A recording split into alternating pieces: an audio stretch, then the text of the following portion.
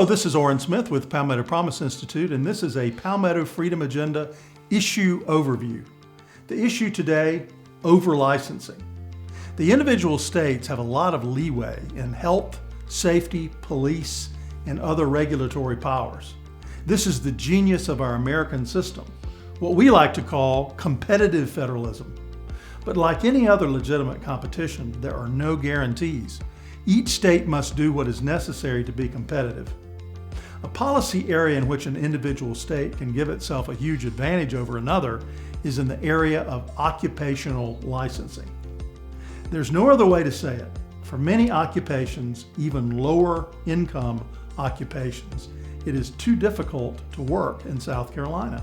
Too many jobs have unnecessarily licensing barriers to hiring, and too much government interference prevents businesses from functioning efficiently. The Archbridge Institute, a public interest research firm, tracks occupational licensing burden by state.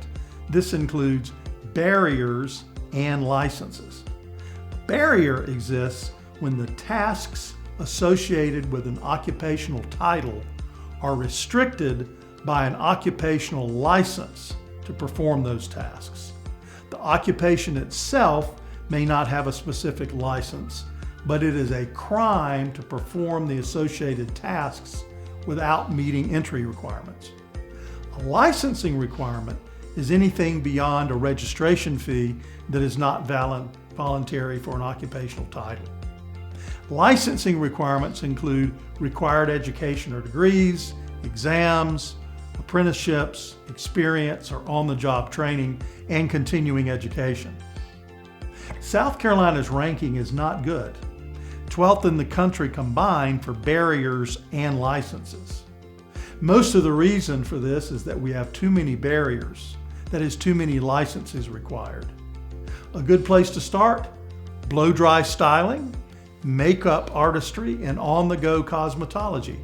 Removing barriers to those occupations nearly made it to the finish line in the legislature last year. As of 2024, South Carolina has not enacted universal licensing recognition. Universal licensing recognition provides a pathway for licensed or credentialed workers to transfer licenses for nearly all occupations from state to state without typical frictions, the need to complete more training or long wait lines. As of mid-2024, 26 states have adopted some form of universal licensing recognition. We could be the 27th. 67% of South Carolina general election voters favor dropping unnecessary regulatory barriers. The General Assembly has opened the door to military families who have licenses from other states and to licenses earned in the military. The legislature has also in recent years passed a cottage baking law that has reduced unnecessary burdensome regulations on home baking businesses. This is a great start, but much more can be done for all South Carolinians who have ability, are eager to work, and shouldn't need a license. To learn more about the Freedom Agenda and see our plan for increased work opportunities for South Carolina citizens, visit palmettofreedomagenda.org.